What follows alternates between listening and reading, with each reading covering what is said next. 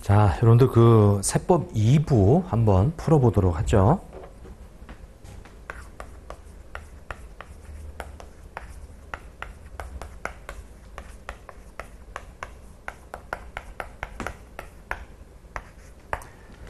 자, 첫 번째 1번 보면 이제 국세기본법 문제인데, 자, 납세 의무 성립 확정에 대한 설명으로 옳지 않은 것은 1번 원천 징수하는 소득세, 법인세, 납세 의무가 성립하는 때에 특별한 절차 없이 요게 성립과 확정은 원천 징수하는 소득세, 법인세는 똑같죠. 요게 납세 의무가 성립하는 때 특별한 절차 없이 그 세액이 확정이 되고요.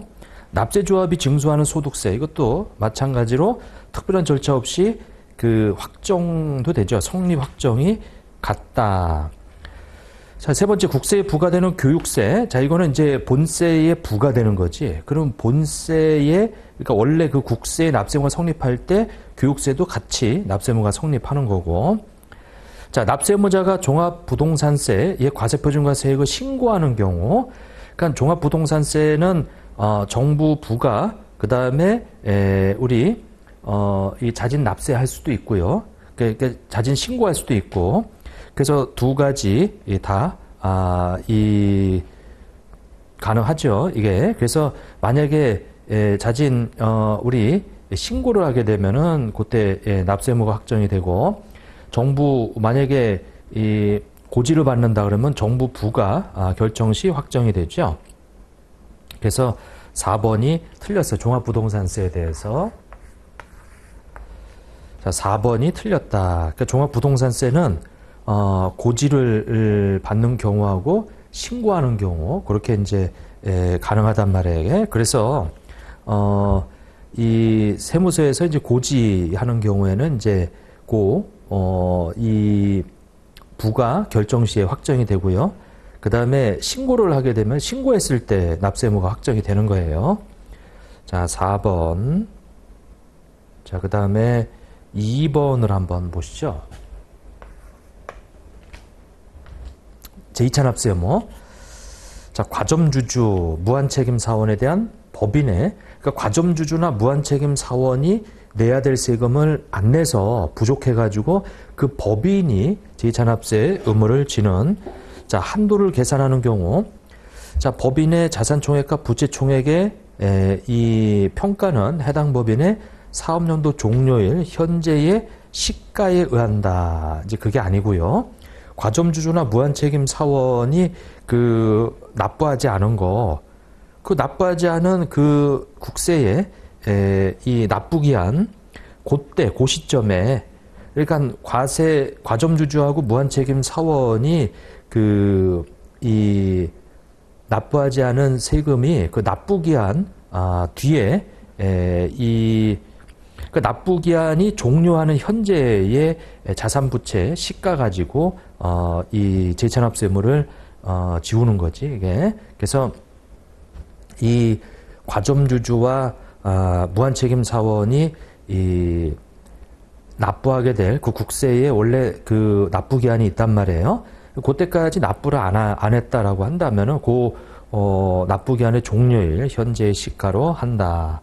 그래서 1번은 틀렸고요. 2번 사업 양수인의 제2차 납세 의무는 양수한 재산에 이것이 맞네요. 사업을 양수도 하는데 사업 양수인이 지게 될 제2차 납세 의무는 양수한 재산의 가액을 한도로 해서 지는 거지 그걸 초과해서 사업 양수인이 무한대로 지는 게 아니란 말이에요. 이게. 지금 2번이 맞는 얘기네. 이게. 이렇게. 자, 그 다음에 3번 법인이 해산해서 청산하는 경우 그 법인에 부과된 세금을 다 내지 않고 그 청산하게 되면 그 청산인하고 출자자들이 자녀재산을 분배해 가지고 가요. 그럼 당연히 그 사람들한테 제2차 납세의무를 져야지. 근데 거기 보니까 청산인은 제2차 납세의무가 없고 그 자녀재산을 가져간 출자자한테만 있다? 그건 아니죠. 청산인한테도 있고 분배 업무를 처리한 청산인하고 그 자녀재산을 가져간 출자자한테 이 제2차 납세 의무를 진다. 그러니까 청산인과 그 자녀재산 가져간 출자자한테 제2차 납세 의무가 있는 거죠. 3번도 틀렸죠. 자, 그 다음에 4번.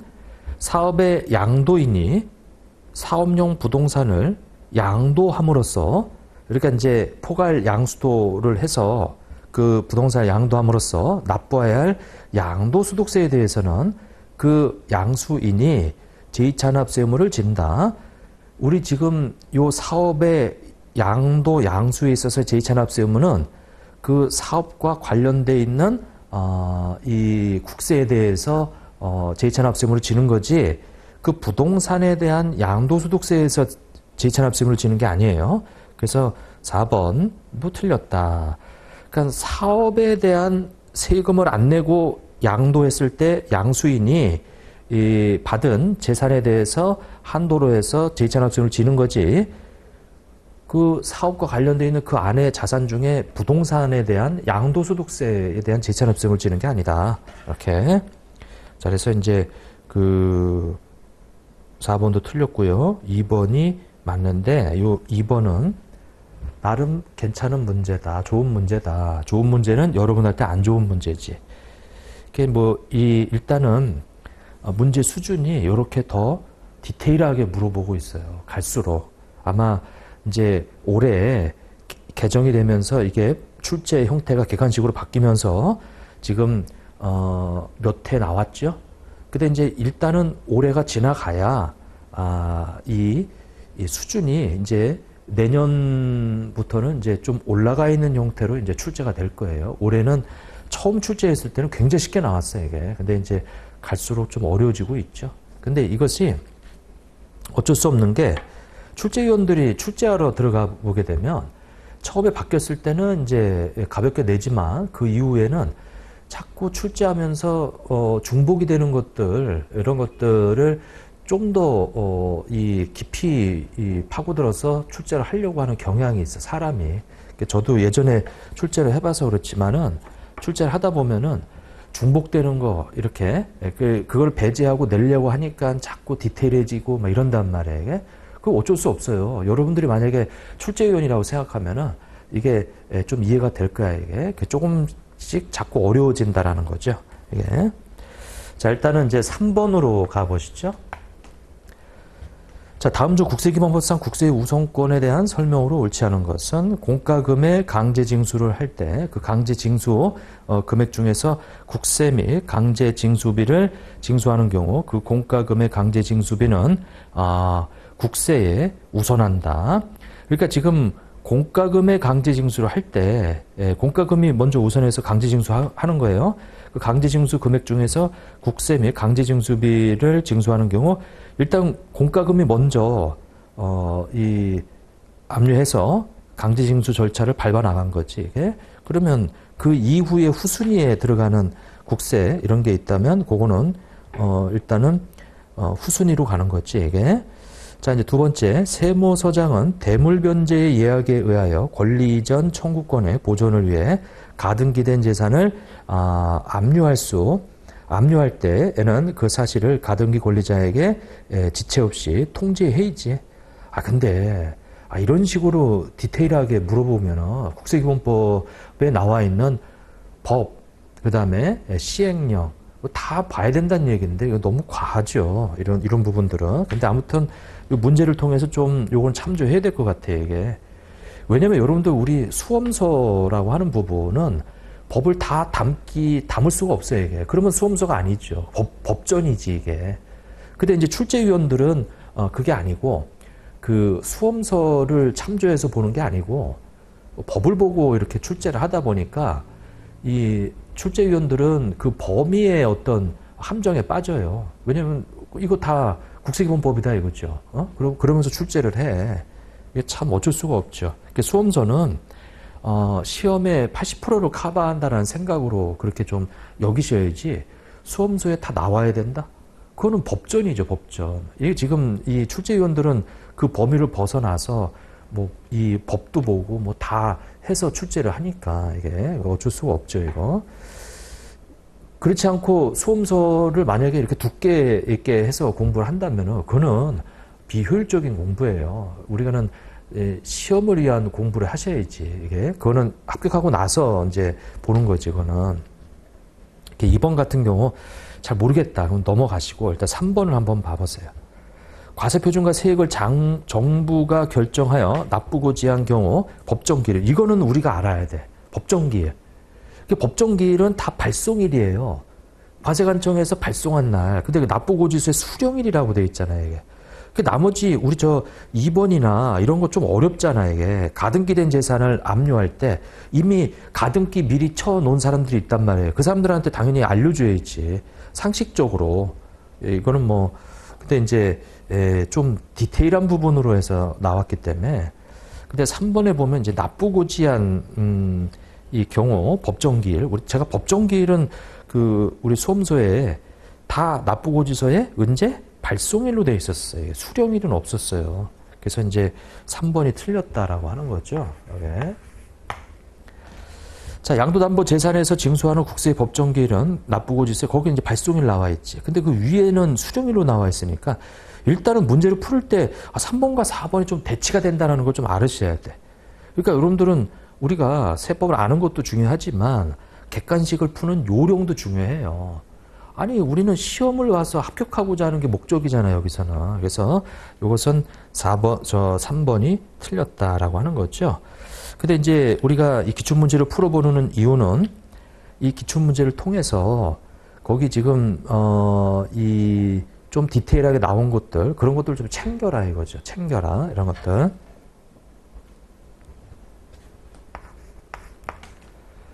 자, 다음 주 국세기본법상 환급에 대한 설명으로 가장 옳지 않은 것은, 자, 세무서장은 과온합금이 있거나 환급세액이 있을 때는 즉시 과온합금 환급세액을 국세환급금으로 결정을 해 있죠. 이렇게 결정하고 나서 이제 납부할 세액이 있거나 아니면 납부해야 되는데 체납된 세액이 있으면은 거기다가 충당을 강제할 수도 있고요. 아니면은 충당을 신청하게 되면 그걸 이제 선택으로 할 수도 있죠. 그래서 거기 결정이 됐으면, 자, 납세자의 의사와 상관없이 세무서장이 반드시, 아니죠. 납세자의 의사와 상관이시, 그러니까 충당하는 경우가 있고 이미 충당하는 경우가 있고 강제 충당하는 경우, 충당이 두 가지가 있죠. 여기 상관없이 그냥 무조건 강제 충당하는 거, 이거 틀렸지. 그러니까 2번이 틀렸어요. 자, 그래서 이 강제 충당하는 거, 강제 충당은 체납된 거, 체납된 국세죠. 그리고 강제 징수비, 그 납기 전 징수 있죠. 그런 것들은 강제로 충당을 하고요. 그 외 거는 이 납부고지 되는 거, 뭐 이런 것들은 이 의사에 따라서 충당할 수도 있고, 이렇게. 자, 3번에 보면은 이제 국세 환급은 30일이에요. 30일.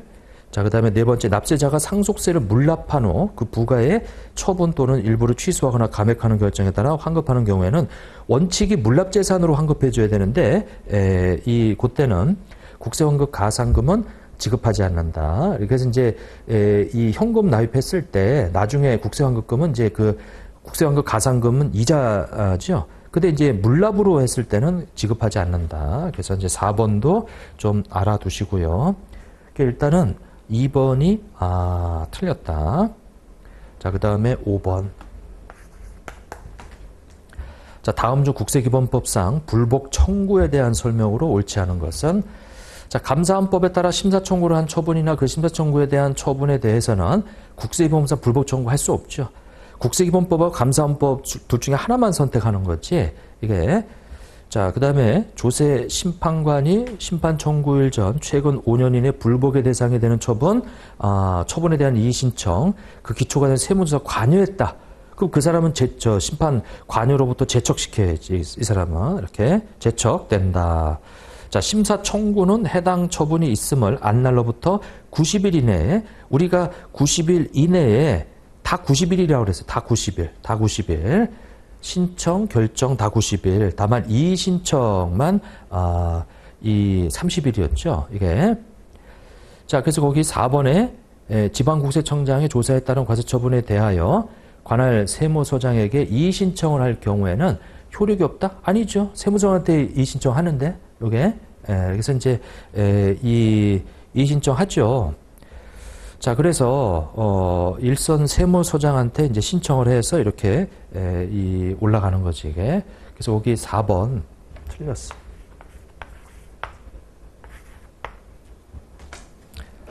자, 그 다음에 6번을 보면은 납세자의 권리에 대한 설명으로 옳지 않은 것은, 자, 1번 세무공무원은 세무조사를 시작할 때 조사원증 납세자 또는 관련인에게 제시하죠. 그 다음에 납세자 세무조사하거나 아니면 사업자 등록을 낼 때는 사업자 권리 현장을 교부해줘요. 그 요지를 직접 낭독해주고, 자, 조사 사유, 조사 기간, 그 다음에 이제 심의 요청사항, 절차, 이런 것들을 다 설명해줘야지. 자, 1번 맞고요. 자, 세무공무원은 2개 이상의 과세기간에 관련하여 잘못이 있는 경우는 같은 세목에 대해서 재조사할 수 있죠. 원래 재조사 금지예요. 근데 이제 이것이 저번에 세무조사 나왔던 기간의 것을 만약에 다음에 할 때 이게 관련돼 있다라고 한다면 예전에 봤던 거를 또 볼 수 있지. 예. 그래서 2번도 맞고. 자, 세무공무원은 세무조사 기간을 정할 경우에 조사 대상 과세기간 중 연간 수익 금액 또는 양도가액이 가장 큰 그 금액이 100억 미만인 경우에는 20일 이내로 해라. 이것도 이제 맞는 얘기고요. 자, 세무공무원이 세무조사 기간을 연장하는 경우에는 그러면 그거 이 문서로 통지해 줘야지. 문서로 통지해 줘야 된다.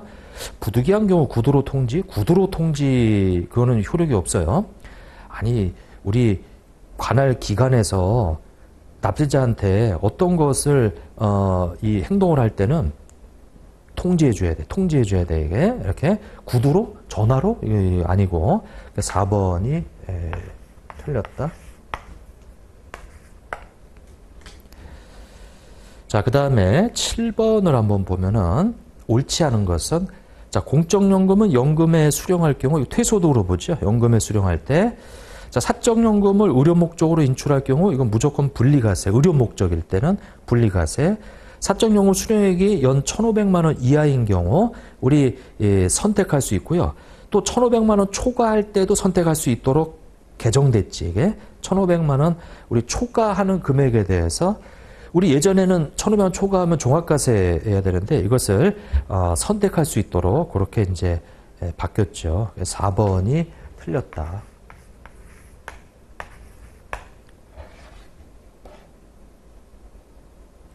(8번) 기타 소득을 모두 고른 것은, 자, 근로계약을 체결한 근로자가 퇴직 시 퇴직금 우리 채무의 이행지체로 인해 수령하는 지연 이 손해금이다. 이것은 기타 소득이죠. 퇴직을 했는데 퇴직금 채무 이행지체로 인해서 더 받은 거, 그거는 이제 퇴직 이후에 이 지연 손해금은 기타 소득이다. 기억. 그 다음에 명예훼손을 입었음을 이유로 상대방으로부터 받는 배상금, 명예훼손, 정신적, 육체적 피해로 받는 배상금은 과세 대상이 아니에요. 그러니까 이제 재산적 이런 걸로 하는 것은 기타 소득으로 들어갈 수 있지만 퇴직 전에 부여받은 주심의 선택권을 퇴직 후에 행사해서 받는 이익은 기타 소득이지. 자, 문화재보호법의 국가 지정에서 서화 골동품 양도로 이건 이제 비과세 이 기타 소득이에요. 근데 과세되는 기타 소득이니까 기업과 디귿이다. 2번이 답이 되겠고. 납세지. 자, 주소지가 둘 이상이래요. 그 주민등록에 의해 되는, 원래 이제 주소지가 이제 소득세법상의 납세지죠. 이렇게. 자, 두 번째, 비거주자 갑이 국내에 두 곳의 사업장을 그럼 주된 사업장을 판단하기가 곤란할 때는 둘 중 하나 선택해서 신고한 장소, 이것도 맞는 얘기고요. 해외 근무 등으로 국내 주소가 없는 공무원 의뢰 소재지, 이 납세지는 그 가족의 생활 근거지 또는 소속기관의 소재지, 이것도 맞아요. 납세지 변경 신고하고자 하는 자는, 그럼 우리가 예를 들면 강동에 살다가 저쪽 강남으로 이사를 가요. 그럼 납세지 우리 변경 신고서를 그 변경 전에 납세지는 볼 일 없지. 우리 변경 후에 납세지 관할세무장한테 나 여기 이제 이쪽으로 이제 바꾼다 이거죠, 이게. 그래서 이제 4번이 틀렸네요. 변경 전이 아니고 변경 후 납세지 관할세무장한테 제출하는 거지. 자, 10번을 보면은 기본공제 대상자에 해당하지 않는 사람은 김새나 배우자래요. 나이 안 따지죠. 근데 총급여가 500만 원까지 가능해요. 그러면 김세나는 기본공제 대상자예요. 이셈이. 자, 배우자의 직계 존속이죠. 60세가 넘으셨고요. 이자 소득이 2천만 원. 이거 분리과세돼요. 분리과세. 그러면 종합과세 되는 것은 제로지요. 그러니까 소득 요건도 갖췄고 나이 다 갖췄어요. 그래서 이셈이 이분도 기본공제 대상자고 김세희 배우자의 자매예요. 그러니까 배우자의 형제 자매란 말이에요. 그러면 나이는 20세 이하고 소득이 없대요. 그러면 되죠. 다 되네요. 박세훈이가 문제가 있나 보네. 거주자의 형제래요. 그럼 장애인인데 장애인이면 나이를 안 따지지. 근데 문제는 양도소득 금액이 100만 원이 넘어가요. 100만 원 이하자가 되면 가능한데 그래서 소득 요건을 못 갖춘 박세훈이가 답이 되겠다라고 하는 거죠. 이게. 자, 그 다음에 11번을 한번 보게 되면 자, 다음 중 소득세법상 세액공제에 대한 설명으로 옳지 않은 것은 자, 기장세액공제 한도가 100만 원이죠. 재손실공제 이건 이 사업용 자산총액에 대해서 20% 그 유리 잘못됐잖아요. 유리 잘못된 건 틀리면 안 되겠지. 20%인데 거기 30%라고 나와 있잖아요. 이게. 자, 전자신고 발급 전송에 대한 세액공제 이 3억 미만인 경우 적용이 가능하다. 맞고 자녀세액공제 첫째 30이죠. 이렇게 3호, 치모, 둘째 뭐 이렇게 올라가죠. 이게. 자, 그래서 일단은 2번이 틀렸다. 이번에 틀렸다. 이렇게 이제 봐주시고 그 다음에 12번 퇴소득. 자, 계속근로기간 중에 근태법에 따른 중간정산 사유로 퇴직급여를 미리 지급받은 경우에는 그 지급받은 날에 퇴직하는 것으로 보죠. 이렇게 1번 맞고요. 이렇게 돼 있고. 자, 근데 여기서 만약에 지급을 안 하면 그러면 퇴직하는 걸로 또 보지 않아, 이게. 그래서 일단은 근데 거기 미리 지급받은 경우라고 돼 있잖아, 이게. 그래서 계속 근로기간 중에 근태법으로 인해서 중간정산 사유로 퇴직급여를 미리 지급받은 경우 만약에 중간정산 사유로 미리 지급받지는 않았다 그러면 그건 현속 퇴직이 아니에요. 지급받아야 돼, 이게. 1번 맞고 원천인수 의무자가 12월에 퇴직한 사람의 퇴소득을 12월 31일까지 지급하지 아니한 경우에는 아니죠. 1월부터 11월 달까지 이 퇴직 소득에 대해서 12월 말까지 지급하지 않으면 12월 말일날 지급한 것으로 보죠.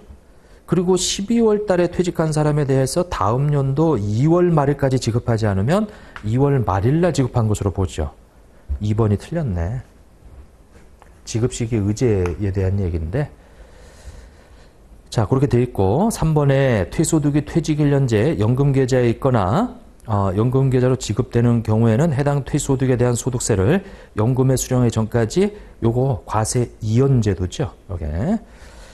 자, 이 되고 4번 퇴소득의 수입 시기는 퇴직한 날로 하죠. 요게. 일시금액은 소득을 지급받은 날로 하고 자, 그 다음에 13번으로 가보시죠. 거주자 갑의 2024년 이자소득 관련 자료인데 소득세법상에 과세되는 이자소득 합계액으로 옳은 것은 이렇게 되어 있네요. 원천인수하기 전 금액이고요. 자, 1번 채권의 매매 차익. 자, 채권의 매매 차익은 요거는 과세 안 하죠? 열거되어 있지 않아, 이게. 환매 조건부 채권의 매매 차익은 다시 사가져 오는 거니까 그 차이 나는 금액이 이자 성격이어서 이자소득으로 과세하지만 그냥 채권의 매매 차익은 과세하지 않지, 이게.